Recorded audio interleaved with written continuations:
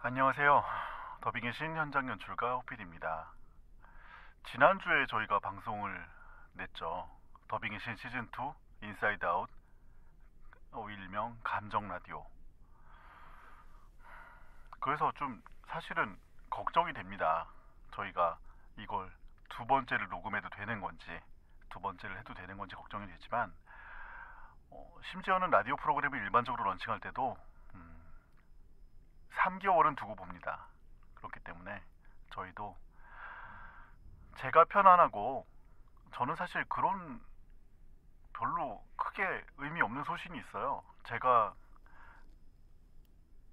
라디오를 좋아하고 오디오를 좋아하는 이유는 오디오는 속일 수 없다고 생각합니다. 그래서 그런 진심이 여러분께 전해질 수 있다면 그것만으로 충분히 역할을 다 한 것 같고요. 저희가 고민을 한 것만큼 앞으로는 조금 더 어떻게 하면 효과적으로, 그리고 저희가 인사이드 아웃 감정 라디오의 기쁨이 슬픔이 끄집어낼 수 있는지 고민을 한번 해보고요. 무엇보다도 사실은 뭔가 화를 내고 힘이 들고 짜증이 나고 이런 거보다는 여러분들이 들으시면서 자기 자신을 생각해 보시고 편안하셨으면 제일 좋겠습니다. 그래서 오늘도 지난번에 만나 뵀던 그분 또 한 번 모시고 시작합니다.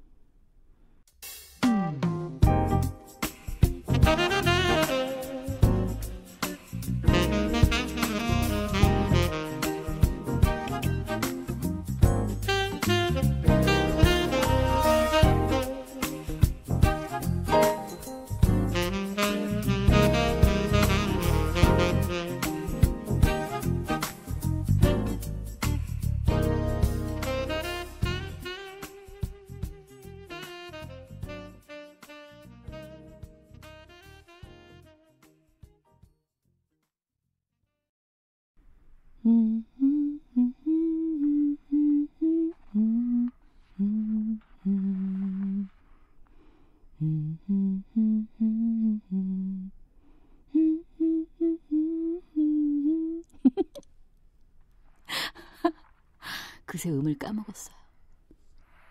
그분이신가요? 그분입니다. 호상 씨가 처음에 좀 걱정이 된다고 하셨는데 저는 호상 씨하고는 좀 다른 걱정이 되네요. 어떤? 이렇게 밀폐된 공간에서 남자하고 둘이 이렇게 오래 있어도 되나? 그게 걱정돼요. 제가 뭐라 할 수 없는 얘기고요. 저희가 감정을 지난번에 얘기를 많이 했어요. 근데 제가 분노 얘기를 안 여쭤본 것 같아요. 화를 내시나요? 남한테? 그럼요. 화낼 때 있죠. 그런데 그렇게 이제 크게 화낼 만한 상황은 잘 안 만들어지는 것 같아요. 웬만하면 다 저보다 어리거나 뭐 비슷하거나 하니까 뭐 쉬운 말로 뭐라 그래야 되나? 엉긴다? 그런 게 별로 없으니까. 엉겨야 화가 나시는군요.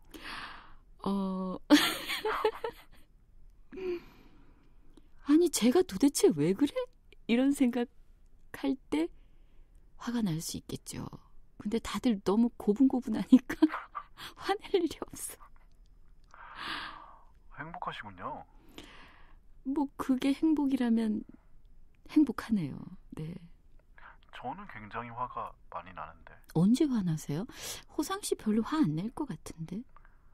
그 얘기도 한번 해보고 싶더라고요. 왜냐하면 저는 그 부분이, 지금 말씀하신 부분이 굉장히 화가 나는 부분이에요.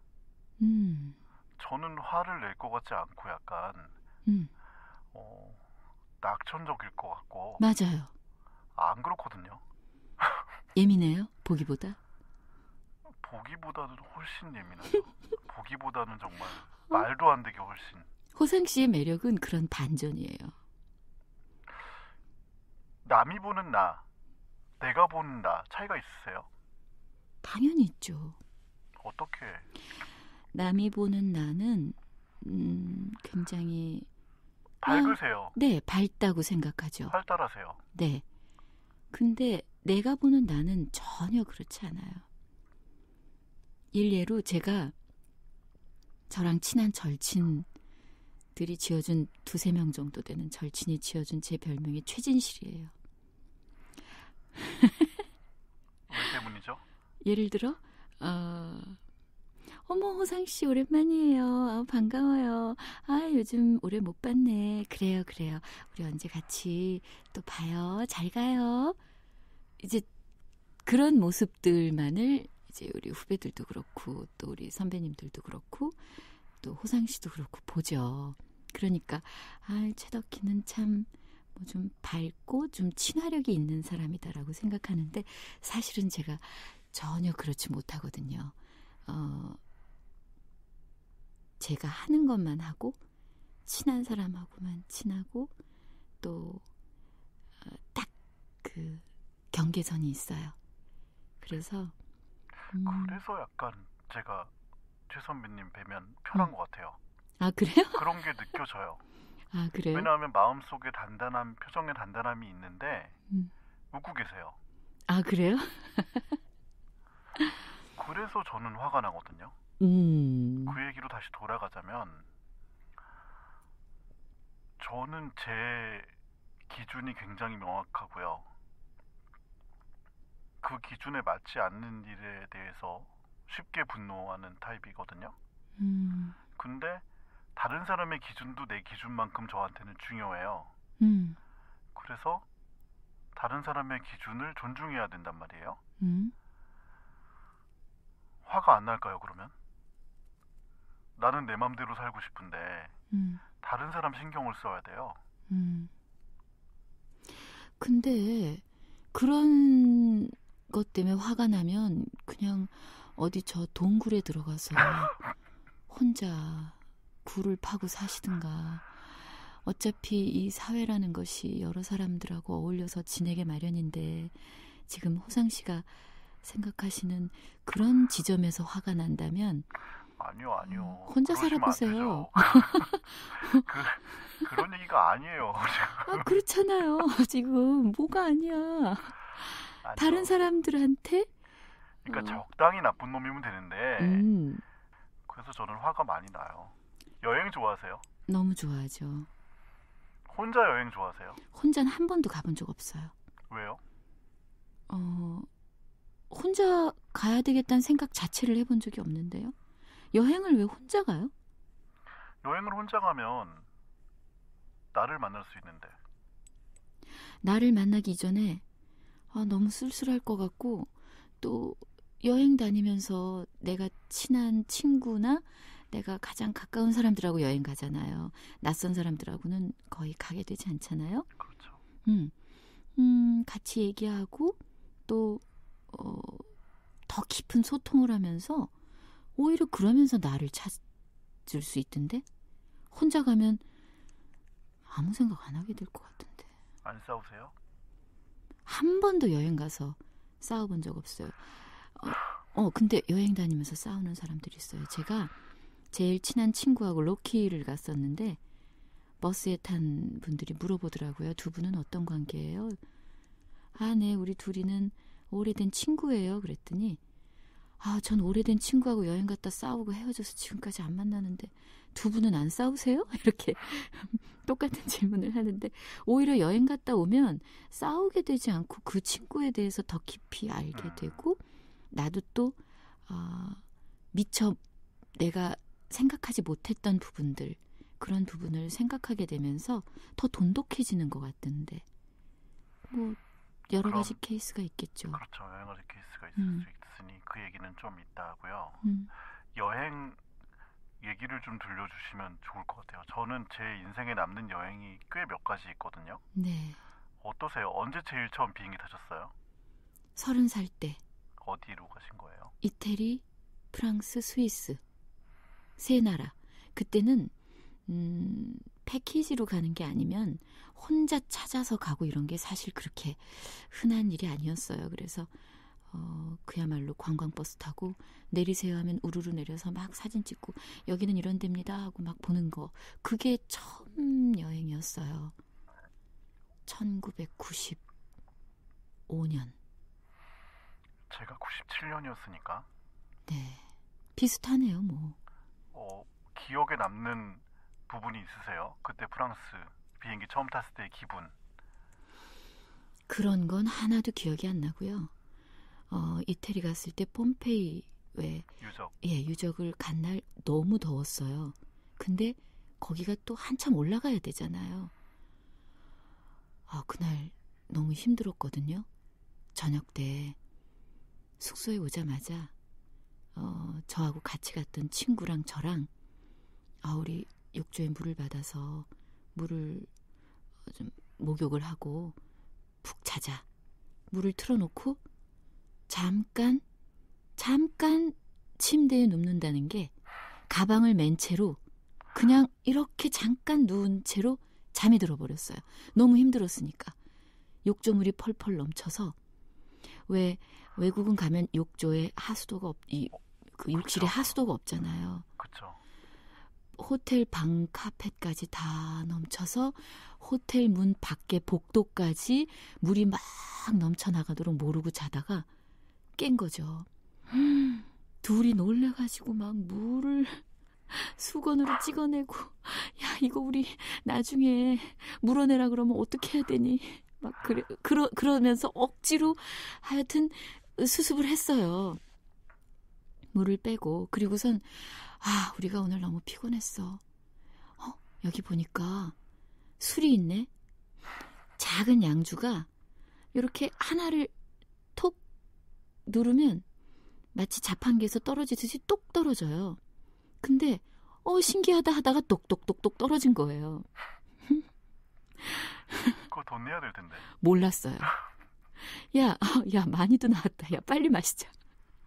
피곤한 술이야 이러면서 카펫은 다 난장판으로 해놓고 카펫은 난장판으로 해놓고 또 거기서 술을 또 따서 둘이 먹고 참 다음날 여행사에 컴플레인 들어왔다고 나중에 정산하겠다고 서울 가서 봅시다 하면서 매니저가 얼굴이 울그락불그락해졌는데 사실 여행 갔던 기억은 하나도 안 나요. 뭐 유적을 다녔다 뭐 에펠탑을 봤다 기억 안 나고요. 그날 그 호텔방에서 둘이 진상짓했던 거 그게 기억이 나요. 냄새에 민감하세요? 다 민감하진 않은데 특정한 냄새 비린내라든가 뭐 그런 냄새는 좀 민감해요. 저는 첫 번째 여행을 갔을 때요 혼자 갔어요. 그때도. 그래서 가서 비누를 알루미늄 호일 있죠? 알루미늄 호일에 비누를 싸가지고 그 비누로 빨래도 하고 머리도 감고 공상 맞아. 샤워도 하고. 어쩜 좋아. 공상 맞은 얘기는 아니고요. 아니 근데 그거 싸갖고 가신 거예요? 서울에서? 서울에서 사가지고 왔어요. 그게. 근데 그걸 알루미늄에 싸가지고? 아니 처음에는 물론 새 비누를 가져갔죠. 근데 이제 새 비누를 가져가지만 물이 묻잖아요. 그러니까 이제 알루미늄 호일에 싸는 게 제일 빨랐던 것 같아요. 나는 절약해서 쓰려고 그랬다는 줄 알고. 아니요. 그건 아니고요. 지금도 이름이 기억나는데 LG생활건강에서 만든 세이라는 비누예요. 아니 제가 왜 이 말씀을 드리냐면 다이알 아니네요. 다이알도 아니고 아이보리도 아니고요.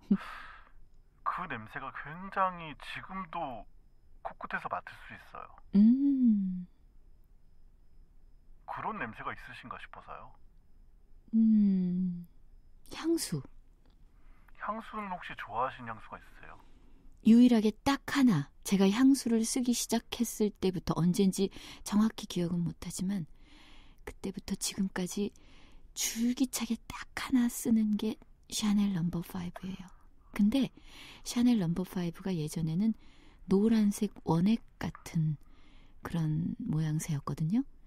근데 요즘은 여러 버전이 나와요. 그래서 좀 누리팅팅한 거 있어요. 흐린 아이보리색. 이름을 제가 정확히 기억 못하는데 이제 그걸로 바뀌었어요. 제가 쓰는 게. 다른 향수를 써본 적도 있지만 한 번도 그걸 끝까지 써본 적이 없어요. 한 번 뿌리고 역시 나는 이게 좋아 하고 다시 회귀하고 그래서 이젠 아예 다른 향수는 사질 않아요. 그건 내 냄새잖아요. 그렇죠. 다른 사람의 냄새라든지 다른 냄새. 별로 없어요. 다른 사람의 냄새를 맡아볼 일이 별로 없는 것 같은. 제가 민감하군요. 여행 얘기, 기억에 남는 여행들이 더 있으실 것 같아요. 저야 뭐 여행을 15년을 하다 왔는데요. 15년이 아니라 12년을 하다 왔는데요.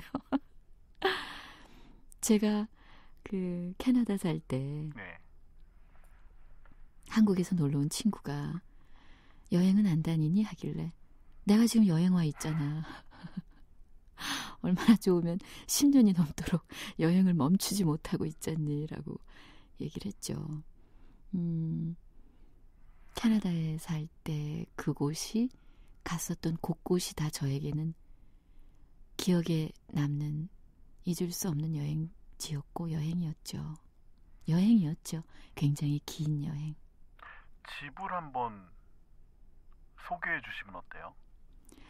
저희 집이요? 네, 캐나다 집. 밴쿠버 다운타운에서 차를 타고 동쪽으로 한 40분 정도 가면 있는 이제 다운타운이 있고 밴쿠버라는 시가 있어요. 그리고 그 옆에 버나비라는 시가 있고 그 옆에 포트 무디라는 아주 작은 그 바닷가 마을이 있어요. 전 거기에 살았었거든요. 거기도 클램 차우더를 먹나요? 물론이죠. 너무 맛있어요. 제가 지난번에 말씀드렸지만 해산물이 많은 곳이라 우리나라에서 클램 차우더 시키면 뭐 찾기가 힘들잖아요. 힘들죠. 네, 근데 거기는 정말 듬뿍 들어있어요. 그리고 그 크림 향이 진해요. 느끼한 거 먹고 싶을 때 아주 딱 좋죠. 해장에도 좋은 것 같아요. 의외로 좋더라고요. 예, 그래서 오히려 해장으로 크림 스파게티 드시는 분들도 있더라고요, 보면. 전 좀 이해가 안 되지만. 네. 돌아갈게요. 그 포은무디라는 곳은 예술가의 도시라는 별명이 붙은 곳이에요. 바닷가 작은 포트를 끼고 있는, 왜 우리가 망망대해가 보이는 바닷가 말고 지도에 보면 왜 이렇게 고불고불 들어가 있는 이런 해안가에 있는 작은 산도 끼고 있고 포구 같은 약간. 그렇죠. 너무 아름다운 도시예요. 그래서 물도 맑아요? 너무 맑죠. 그런데 바닷물보다 호수의 물이 더 맑아요. 그래서 호수의 물을 수돗물로 쓰기도 해요. 마셔요? 그럼요. 정화해서 우리 한강물 정화해서 마시듯이 에메랄드빛 호수 정말. 제가 사는 지금도 그 집이 그대로 있고 아직도 이제 저희 아들이 가끔 왔다 갔다 집사처럼 하고 있는데 저는 좀 이런 힐에 언덕에 산 중턱에 있는 집인데 그 산을 끼고 뒤로 조금만 한 20분만 가면 먼잔 레이크라는 너무 아름다운 호수가 있어요. 가는 길도 전나무 숲으로 빽빽하게 채워진 숲길을 차로 한 10분, 15분 달려 들어가면 거짓말처럼 음악이 나와야 돼, 그때. 빠바바바바밤. 굉장히 어떤 뭔가 펼쳐지는 음악이 나오면서 이 호수가 쫙 보이는데 또 가고 싶네요. 친구들이 오면 굳이 어떤 관광지를 특별히 데려갈 필요가 없어요. 그냥 동네를 그렇게 데려가면 다들 으아 하다가 끝나죠. 여긴 어디야? 그게 바로 현지인들만 오는 곳이야. 집은 2층 집인가요? 지하가 있고요. 1층, 2층 이렇게 있죠. 차고도 있고요. 물론이죠. 차 3대를 댈 수 있는. 그래서 한번 저희 집 그 사진을 어떤 언니가 보고 어머 이건 또 딴 집이야. 그래서 그거 차고야 라고 말하면서 제가 어깨가 으쓱했었죠. 제가 굉장히 집을 좋아해요. 제가 집순이고 쉬는 날은 거의 집에서 나가는 일은 시장을 봐야 된다든가 꼭 필요한 생필품이 있을 때 아니면 약속을 해도 일하러 나온 날 들어가는 길에 약속을 하지 집에 그냥 그날은 하루 종일 놀 수 있는 날 약속을 잘 안 해요. 나오는 게 싫어서. 제가 집을 워낙 좋아하기 때문에 집을 예쁘게 꾸미고 또 집에 내가 보면서 좋아하는 것들을 갖다 놓고 이런 게 굉장히 제가 좋아하는 일들 중에 하나예요. 인테리어도 좋아하시나요? 너무 좋아하죠. 그래서 제가 한때 밴쿠버에서 공부를 좀 해볼까 하는 생각을 했을 때 그럼 어떤 공부를 하면 내가 잘할 수 있을까? 생각해 보니까 인테리어 공부를 하면 좀 관심이 있으니까 잘할 수 있을 것 같더라고요. 물론 시도는 하지 않았어요. 워낙 공부를 별로 좋아하지 않으니까 시도는 하지 않았는데 인테리어 하는 거 굉장히 좋아해요. 그래서 지금 사실 한국에 있는 집에는 밴쿠버에 있는 약간의 짐을 가져다가 이렇게 놓고 마치 임시 베이스 캠프처럼 그렇게 꾸며놓고 살지만 또 친구들은 오면 그런데도 불구하고 아이고 또 근데도 이렇게 또 제라를 했어요. 이렇게 얘기하죠. 몸을 움직이는 일을 좋아하세요? 몹시 싫어하죠. 몸을 막 움직여야 되는 거. 사실 제가 연기자가 되지 않고 성우가 된 걸 감사하는 부분 중에 하나이기도 해요.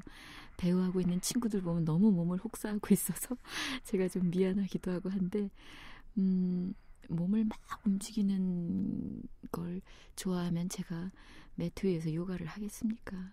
뛰어나가서 뭐 좀 더 익사이팅한 걸 하겠죠. 음식도 만드시나요? 음식 제가 사실 밴쿠버로 떠나기 전에는 음식을 할 기회가 없었어요. 일이 너무 바빴으니까 주로 어머니가 해주시거나 뭐 일을 도와주시는 분이 해주시는 걸 먹었기 때문에 밴쿠버에 가서 이제 시간이 많으니까 음식을 또 누가 도와주는 분이 없으니까 할 수밖에 없었는데 알고 보니 제가 장금이더라고요. 음식을 전 못한다고 생각했는데 하나하나 하다 보니까 그 음식도 또 이제 요령이 붙으면은 굉장히 쉬워져요. 어차피 이 양념이 이 양념으로도 변형되고 저 양념으로도 변형되고 김치를 제가 담궜다고 하면 친구들이 깜짝 놀래요. 김치를 박스로 사다가 담궜으니까 사 먹다가 난 왜 김치를 이렇게 사 먹어야 하지? 엄마가 담궈준 것 같은 그런 김치를 내가 한번 담궈보자. 처음에는 막 김치통에 김치가 배추가 점점 마치 싹을 피우듯이 살아나는 거예요. 그래서 뭐가 문제인가? 시간이 지나면서 조금씩 잘하게 되더니 나중에는 김치, 깍두기, 동치미까지 기적이죠, 기적. 동치미 참 좋은데. 담그는 게 너무 쉬워요. 쉬워요? 쉬워요. 사이다 넣나요? 사이다 넣어도 되고 안 넣어도 되는데 전 안 넣어요. 거기에 있는 당분이 싫어서. 안 넣어도 그 맛이 나요? 그럼요. 과일로 충분히 단맛을 배나. 낼 수 있죠. 그렇죠.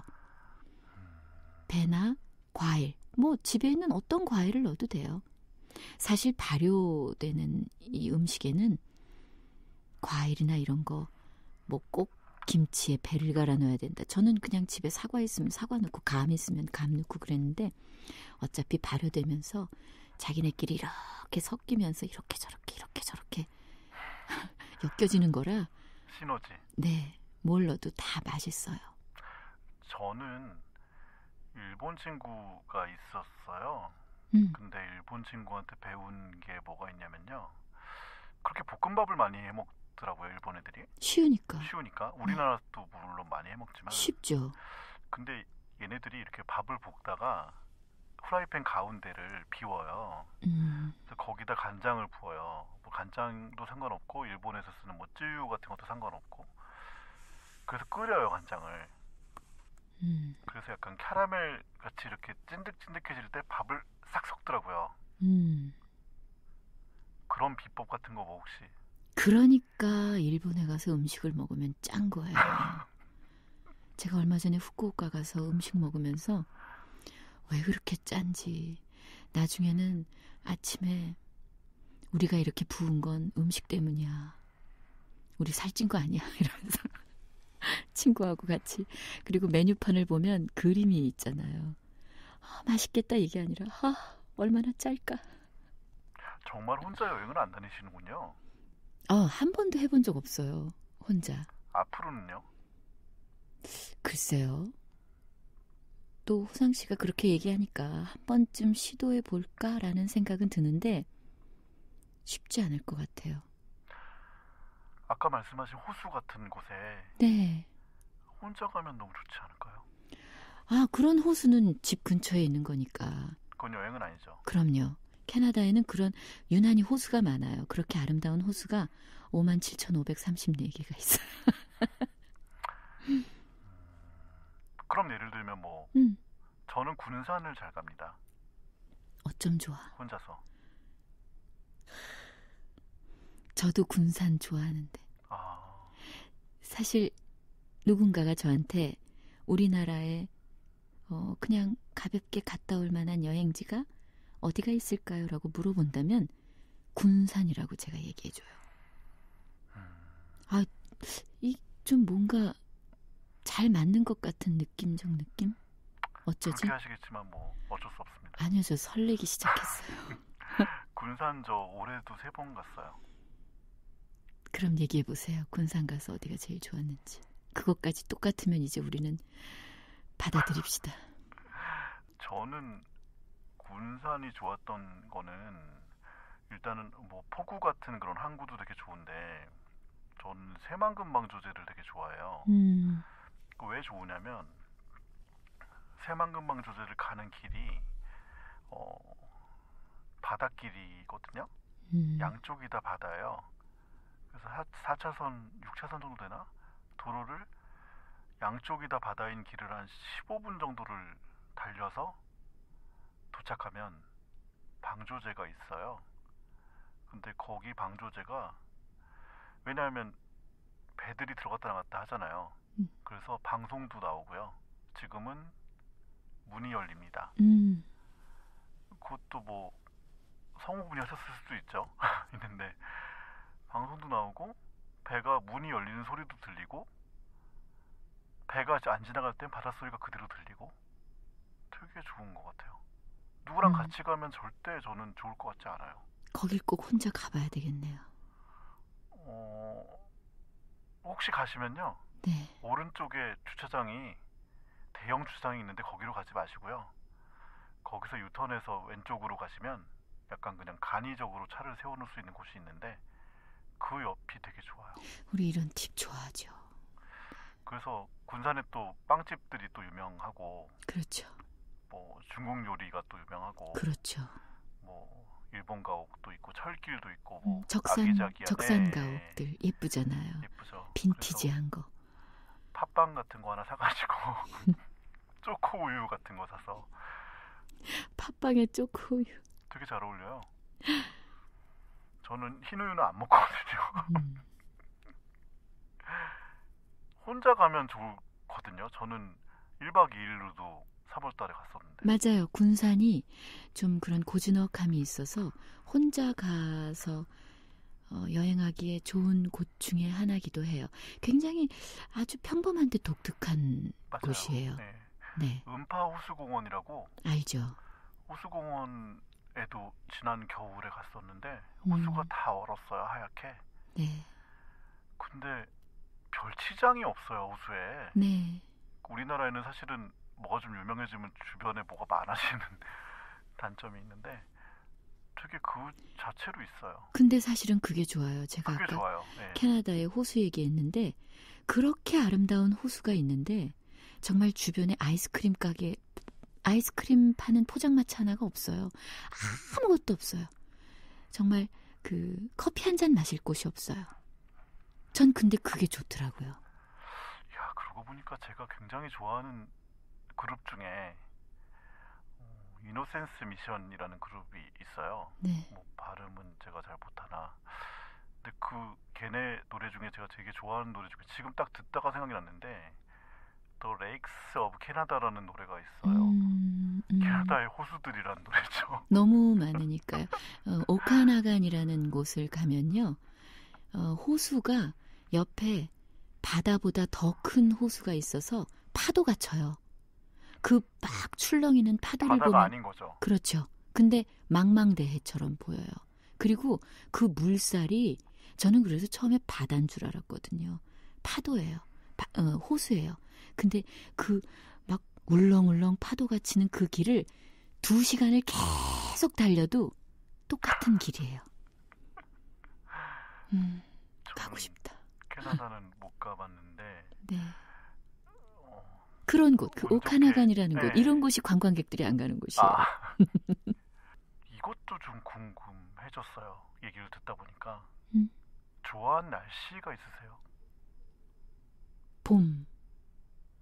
더 좁히면 뭐 비가 온다든지 비가 올 것 같다든지 아니면 올 것 같다가 안 온다든지. 저는 비를 너무너무 좋아해요. 비는 그래서 이제 또 할 수밖에 없는데 밴쿠버는 겨울에 거의 우기죠? 매일 비가 와요. 그리고 해가 4시면 져요. 그래서 아이들이 3시 반에 학교 끝나고 오면 바로 깜깜해져요. 오죽하면 한 3시 반쯤, 아주 깊은 겨울엔 3시 반쯤 되면 이미 어둑어둑해져요. 그래서 저희 아들이 금요일 밤에 늦게 잤다가 토요일 날 한 3시쯤 깨잖아요. 그러면 제가 하죠. 너 다시 자라. 이렇게 얘기하죠. 근데 겨울에 비가 많이 오죠. 또 해가 일찍 지죠. 그러니까 우울해하는 사람들이 많거든요. 저는 너무 좋은 거예요. 일찍 제가 좋아하는 밤이 일찍 오죠. 또 비가 그렇게 많이 내리는 게 아니고요. 우산을 쓰지 않아도 되는 정도. 왜? 보슬비 같은. 네, 레인 자켓 같은 거 입고 있으면 그냥 모자를 뒤집어 쓰면 되는. 그래서 밴쿠버 겨울에는 오히려 이쪽 서부에는 모피를 입는 사람들이 없어요. 왜냐하면 비에 젖으니까. 그리고 모피를 입을 만큼 날씨가 춥지 않거든요. 거의 다 그래서 그냥 이렇게 표현하면 뭐하지만 좀 우중충한 그냥 자켓, 모자 달린 꼭 운동복 같은 윈드브레이커 같은. 등산복 같은 그런 것들이 국민 교복이에요. 그래서 차에서 내려서 잠깐 어디 들어갈 때 모자 잠깐 쓰면 되는 정도로 부슬부슬 비가 내리거든요. 근데 그 빗소리도 너무 좋고 남들은 이 비 오는 게 싫어서 조금 더 비가 덜 오는 남쪽으로 이사도 간다는데 나는 정말 이곳은 나를 위한 곳이야 하면서 겨울을 났었어요. 계절적으로 봄이라고 말한 건 왠지 그 겨우내 막 마치 죽어있는 것 같잖아요. 그 나무들 보면. 근데 어김없이 다시 살아서 막 움을 트잖아요. 그걸 볼 때 너무 대견하고 뿌듯하면서 그걸 나 자신한테 좀 대입시키게 되는 것 같아요. 그래서 좀 다시 또 희망을 가지고 저렇게 살아보자. 뭐 좀 그런 생각을 할 수 있게 되는 것 같아서 사실 계절적으로는 봄을 좋아하고요. 비 오는 날은 제가 워낙 좋아하는지라 저랑 친한 친구들은 비가 오면 꼭 저한테 연락해요. 너 비 오는데 어떡하니? 큰일 났다. 혼자 있는 거 아니지? 뭐 막걸리 한잔 할까? 하면서. 눈은 어떠세요? 너무 싫어요. 어릴 때는 잠깐 좋아했었는데 눈이 오면 길이 미끄러워지고 차를 못 가지고 나오는 경우도 생기고 더러워지고. 고생하잖아요. 네. 그리고 눈은 올 때만 이뻐요. 오고 나면 막 지저분해. 꼭 후회되는 사랑을 한 것 같은 느낌. 할 때만 좋았던 것 같은데 헤어지고 나니까 내가 그런 사람 왜 만났지 하는 것 같은 그런 느낌? 탁월한 비유신데요. 눈 싫어요. 되게 여러 가지 생각이 스쳐가네요. 그래요? 후회되는 사랑이 많은 거야. 비 비 오는 날씨를 좋아하시면 빠질 수 없는 게 음, 커피, 차, 술. 뭘 좋아하세요? 전 커피를 전혀 못 마셔요. 아, 카페인에 좀 약해요. 그래서 커피뿐 아니라 차도 안 되겠네요. 커피 우유, 아, 커피 맛 나는 사탕도 안 먹어요.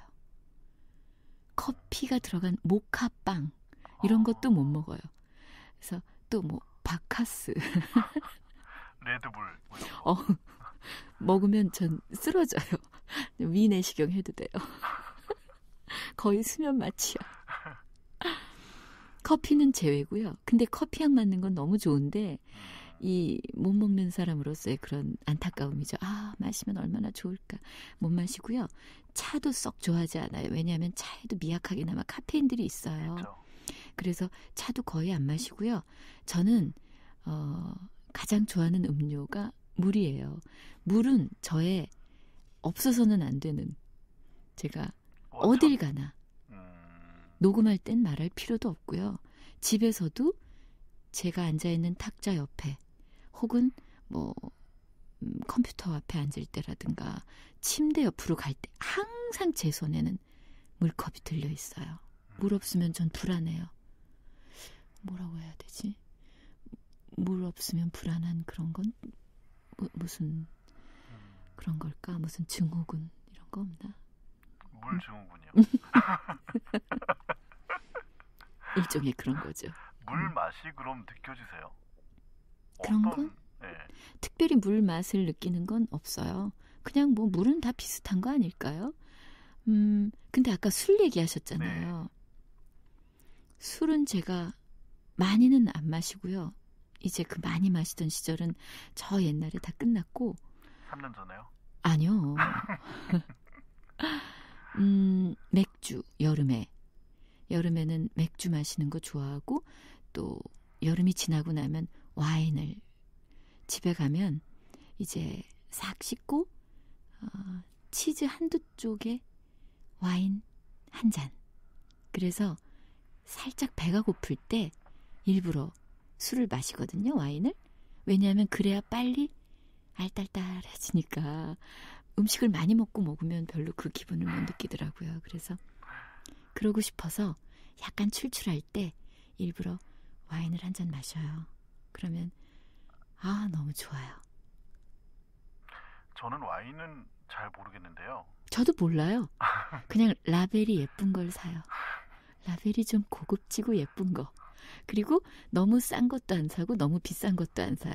딱 적정한, 제가 생각하는 요 정도 가격이면 내가 사서 먹어도 되겠다 싶은 걸 고르죠. 그리고 이제 그 상표가 좀 이쁘게 잘 붙어 있는 거.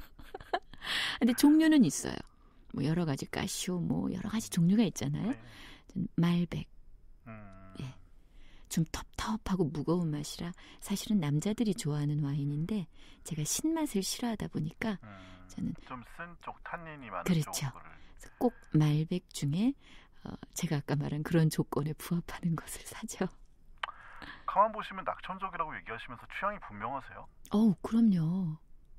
낙천적인 사람은 왜 취향이 분명하면 안 되나요? 그러니까 제 얘기는 모든 걸 바라보는 관점이 네. 좀 편안한 느낌이라고 생각이 되는데 네. 생각보다는 본인이 이건 안 되고 저건 되고 이건 되고 이건 안 되고가 확실하시다. 저 까다로워요. 근데 우리가 깊이 얘기를 해보고 그 사람을 알게 되잖아요.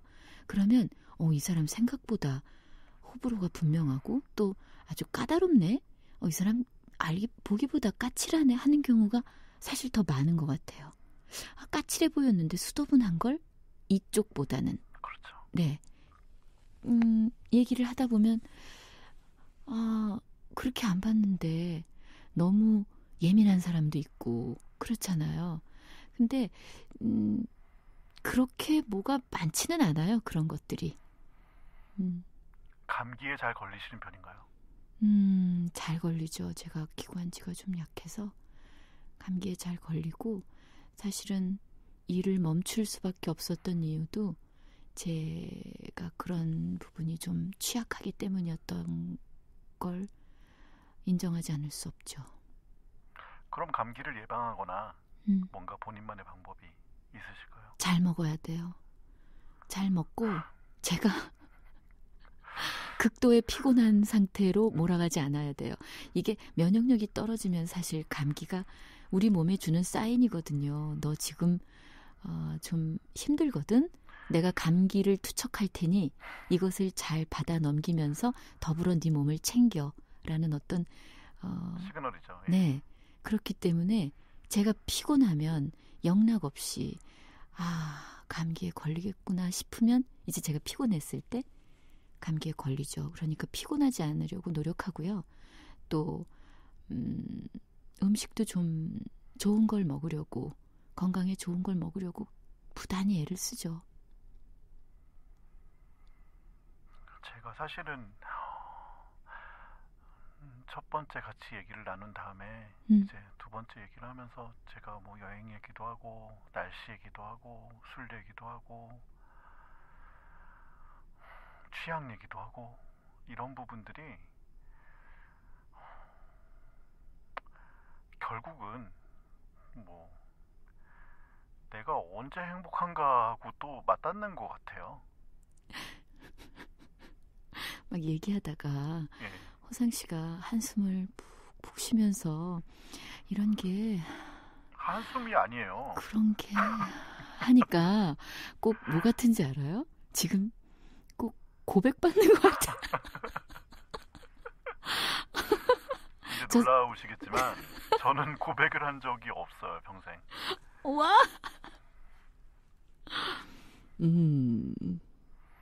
고백 같은 거 잘 안 해요.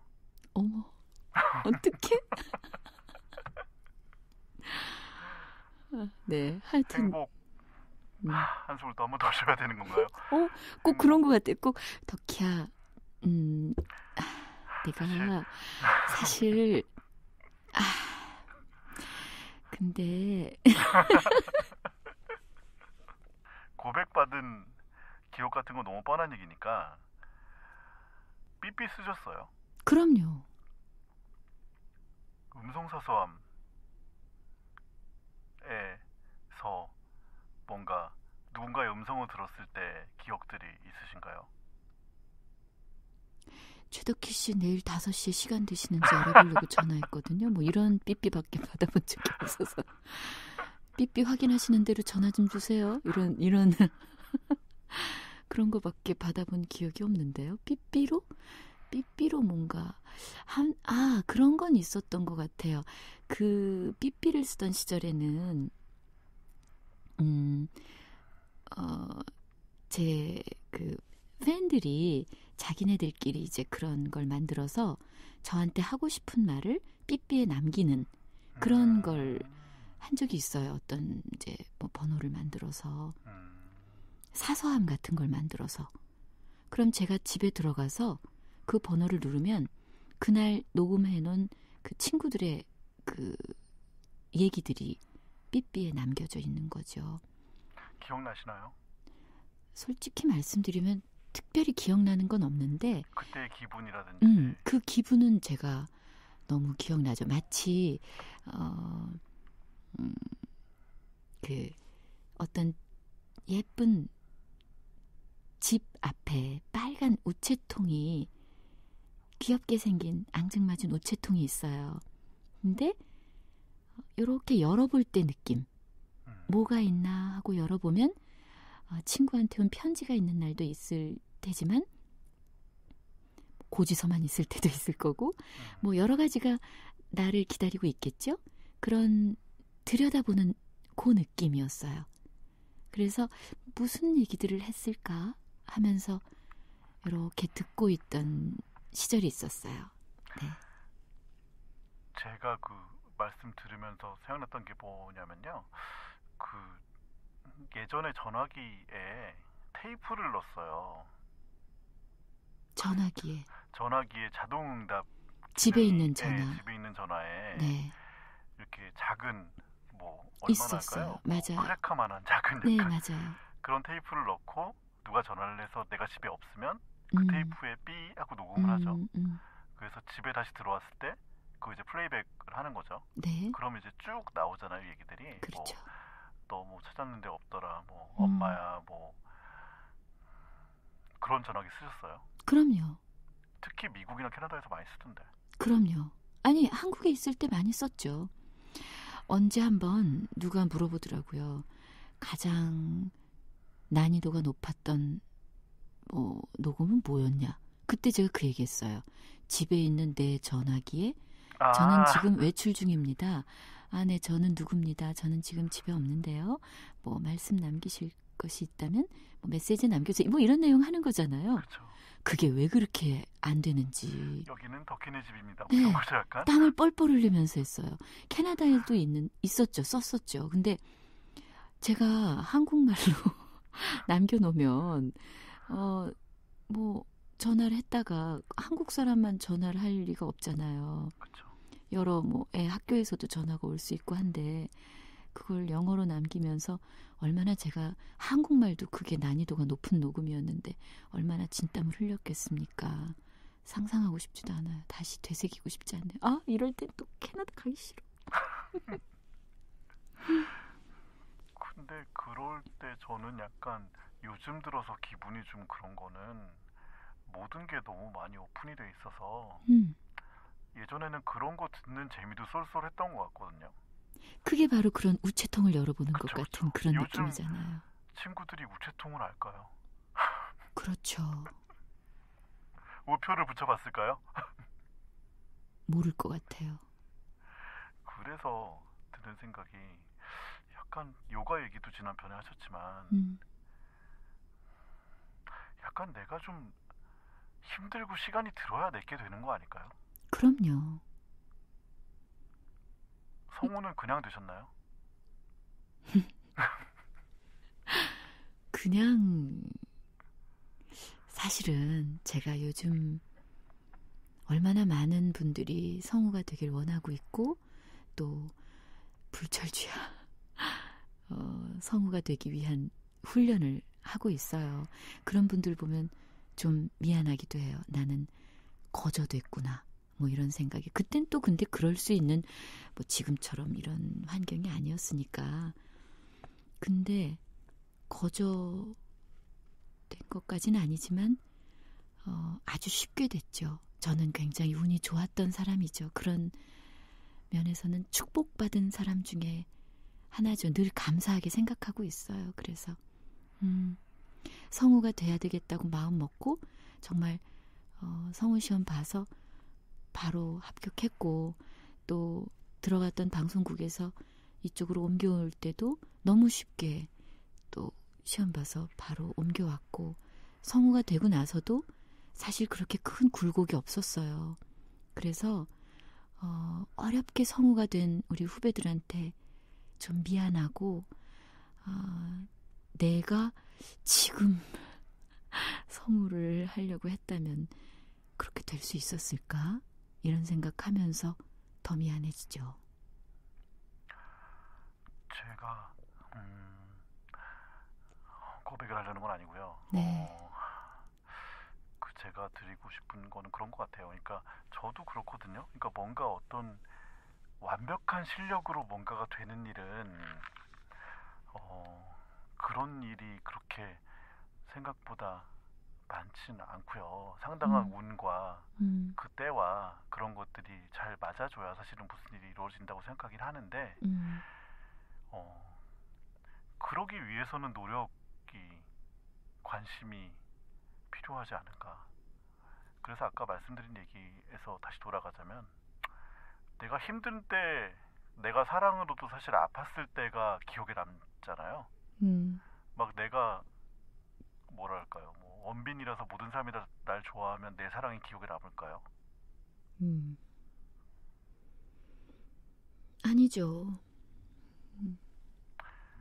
열심히 노력하신 건 어떤 게 있을까 싶어서 여쭤봤어요.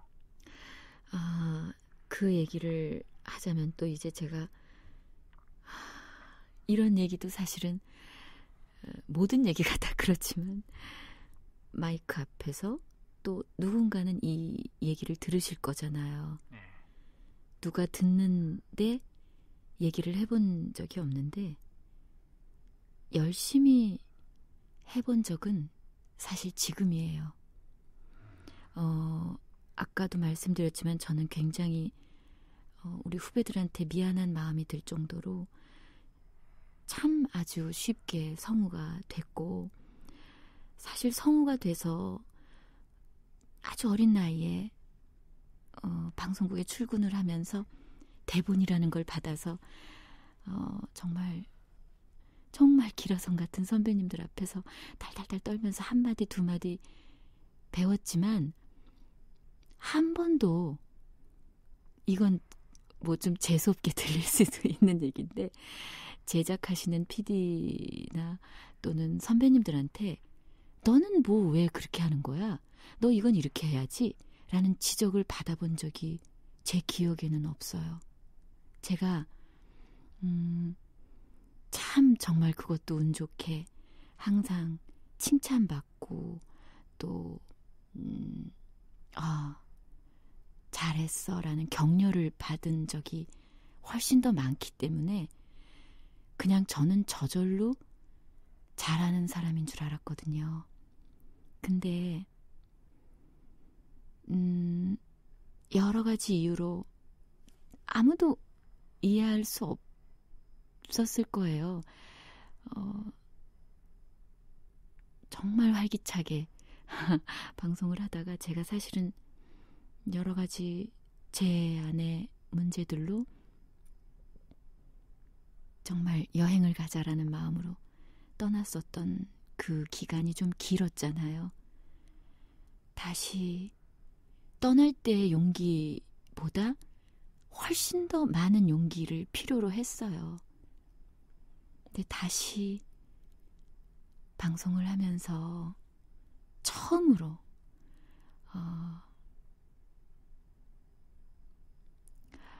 누군가한테, 뭐 그게 누가 됐든, 최덕희가 옛날만 못해, 혹은 제 이 시간은 이제 잠깐 제 민낯을 저도 보는 시간이라고 생각하는 거라 이제 이런 얘기를 드리는 건데, 요즘 트렌드에 좀 안 맞아 라든가, 더 나아가서는 올드해 라든가, 뭐 이런 지적이라고 할 수 있죠.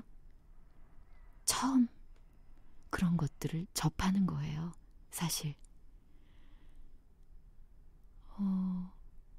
그게 생각보다 저한테는 굉장히 힘든 시간이었는데, 지금도 또 이제 그 시간을 보내고 있고요. 그러면서 제가 생각해요. 내가 얼마나 그동안 쉽게 했었나. 그렇다면 나에게 오는 이런, 그것이 물론 다는 아니겠지만 내가 받아들여야 하는 이런 뼈아픈 말들, 이런 것들을 이겨내기 위해서는 내가 무엇을 해야 하지? 지금 말씀하신 노력을 하지 않고 얻어질 수는 없는 거잖아요. 그래서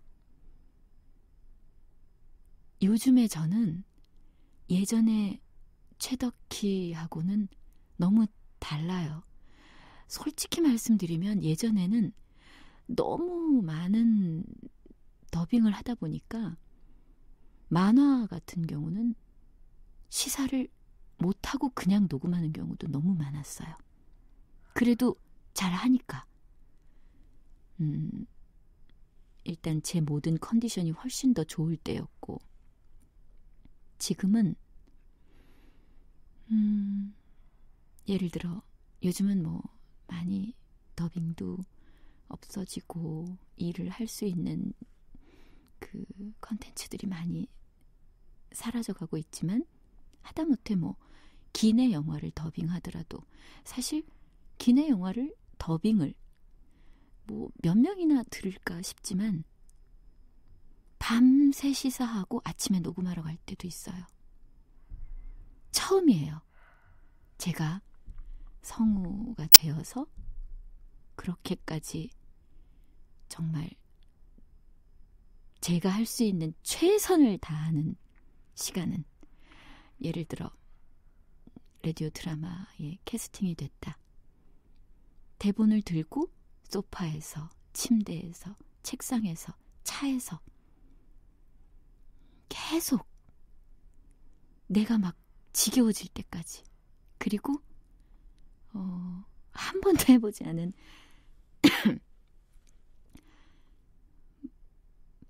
폰에 녹음을 해서 수도 없이 반복해서 들어보고, 그러면서 제 몸이 너무 힘들어요. 어느 때는 제가 너무 지칠 때도 있어요. 그리고 내가 지금 왜 이렇게까지 하고 있지? 하면서 좀 짜증이 날 때도 있거든요. 근데 딱 그 말씀이에요. 내가 이렇게 하지 않고서 이 나한테 오는 이 화살들을 내 스스로 뽑아낼 수 있는 길은 없다는 걸 누구보다 제가 알기 때문에, 그래서 어느 때는 좀 이상한 기분인데 늦은 새벽까지 제 나름대로는 그런 노력의 시간 좀 웃긴데 노력의 시간을 갖고 있다가 그렇게 하고 있는 나를 보면서 좀 서글플 때가 있어요.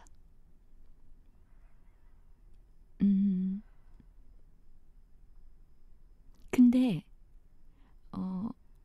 진짜 정확해요. 제가 이런 시간을 가지고 일에 임했을 때 그 후에 제가 느껴지는, 제 만족이겠지만 기쁨, 이런 것들이 그것들을 보상해줘요. 그래서 저는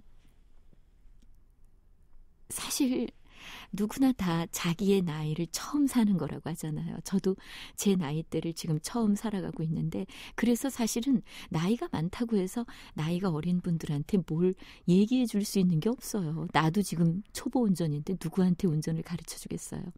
근데 제가 이것만큼은 정말 분명히 말씀드릴 수 있을 것 같아요.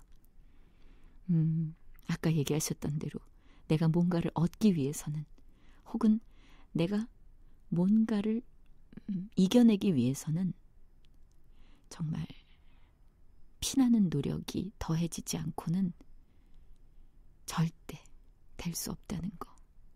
그것만은 정말 분명한 얘기죠. 저는 지금 그래서 저한테 매달려 있는 어떤 그런 것들을 떼어내고 이겨내서 성우 최덕희가 이렇게 또 다른 모습을 보여주고 있구나 라는 얘기를 듣기 위한 최선의 노력을, 제가 할 수 있는 최선의 노력을 하고 있어요. 지금 저한테 그런 노력을 해보신 적이 있냐는 질문에는 지금이다라고, 좀 부끄럽지만 좀 창피하지만 말씀을 드릴 수 있을 것 같네요.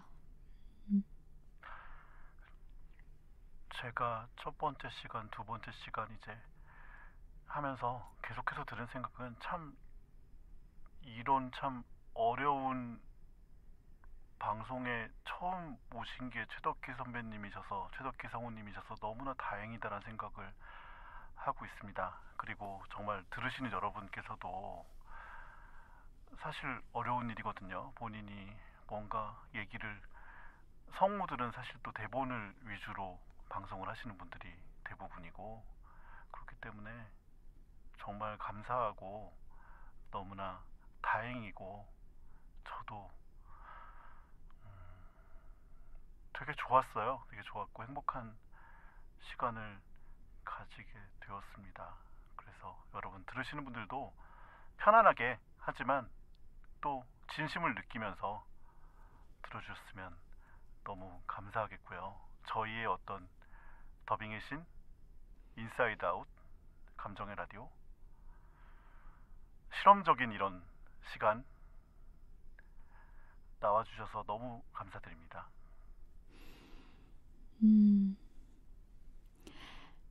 사실 저한테 일은 꼭 다른 분들은 어떻게 생각하실지 모르겠지만 굉장히 사랑하는 사람이에요. 근데 저 사람이 헤어지자고 말할까봐 내가 먼저 헤어지자고 막 떠들고 있는 것 같은 그런 감정을 느끼게 하는 게 저의 일이거든요. 연기하는 일은 또 너무 고통스러워요. 남들이 볼 때는 쉽게 하는 것 같지만 너무 고통스러운데 그 고통스러운 가운데 느끼는 절대절명의 쾌감이 있어서 이 고통을 놓을 수가 없어요. 그런 아주 양날의 칼 같은 그런 게 저한테는 일이거든요. 늘 아슬아슬 줄타기를 하는 것 같으면서도 또 마치 아까 말한 그런 아름다운 레이크 위에 커다란 튜브를 타고 있는 것처럼 편안하기도 한 게 일이고요. 뭐라고 설명을 할 수가 없는 그게 저의 일이고요.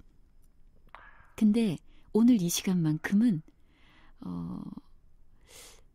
우리 호상 씨가 얘기했듯이 이게 첫 시간이라 사실 아까 이 녹음을 하기 전에 제가 그런 말을 했었잖아요. 제가 제일 먼저 매를 맞는 기분?